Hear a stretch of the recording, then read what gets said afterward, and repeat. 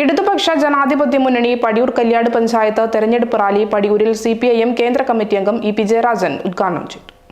M Anilkumar സ്വാഗതം പറഞ്ഞ പരിപാടിയിൽ K റീന ടീച്ചർ അധ്യക്ഷയായി. C Dineshan, K Ashokan, P Shinoj, K Ratheesh, B Shamsuddin കൂടാതെ വാർഡ്, ബ്ലോക്ക്, ജില്ലാ പഞ്ചായത്ത് സ്ഥാനാർത്ഥികളും പങ്കെടുത്തു. ഈ തെരഞ്ഞെടുപ്പ് ഒരു ഭരണ സംവിധാനം സ്ഥാപിച്ചെടുക്കാനാണ്. തദ്ദേശ സ്വയംഭരണങ്ങളെല്ലാം ഒരു ഭരണ സ്ഥാപനമാണ്. ഭരണഘടന അനുസൃതമായിട്ടുള്ള ചുമതലകൾ നിർവഹിക്കാനുള്ള ഒരു ഭരണ കേന്ദ്രമാണ്. അതിലേക്കുള്ള തെരഞ്ഞെടുപ്പാണ്.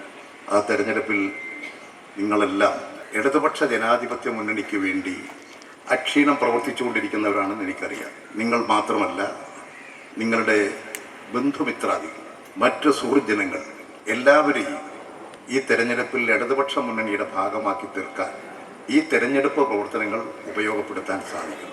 നമ്മുടെ കേരളം ഒരുപാട് വളർന്ന് വികസിച്ചിട്ടുണ്ട്. ഇനിയും നമുക്ക് ബഹുദൂരം സഞ്ചരിക്കാനുണ്ട്.